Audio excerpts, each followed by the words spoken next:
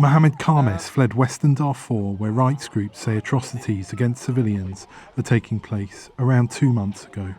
He arrived in Adamor, Chad, close to the Sudan border, where he thought he would be safe. Initially, upon my arrival, there was a sense of security and safety. However, after the floods, homes were inundated and there is a severe scarcity of food. Sudan and Chad's rainy season peaks in August and September.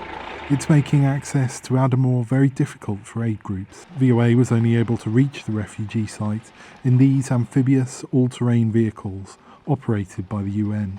Conventional vehicles like this truck carrying food aid to Adamor become stuck in thick mud. Attempts to rescue them unsuccessful. Ibrahim Mohammed Abdallah, a refugee who arrived 2 weeks ago, says the isolation in Adamor makes him frightened. We have no security there.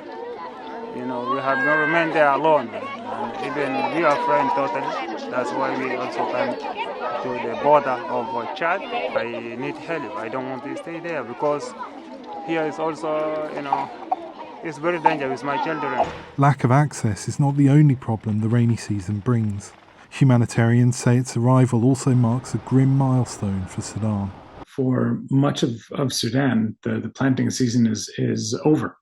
All along the River Nile would be the planting season for much of the country's staples. So the situation in Sudan is such that we have a problem today that will be much bigger tomorrow. Khartoum and its surrounding area, which sits at the confluence of the Blue and White Nile rivers, has been rocked by fighting between the Sudanese military and the paramilitary Rapid Support Forces, making it almost impossible for farmers to plant. To add to his woes, members of Mohamed Khamis's family are still unaccounted for. He does not know if they were able to escape Sudan, if they are alive or dead. Specifically my aunts and brothers. We have been unable to locate them. For the refugees of Adamor, the unfolding tragedy, at least for the moment, has no end in sight.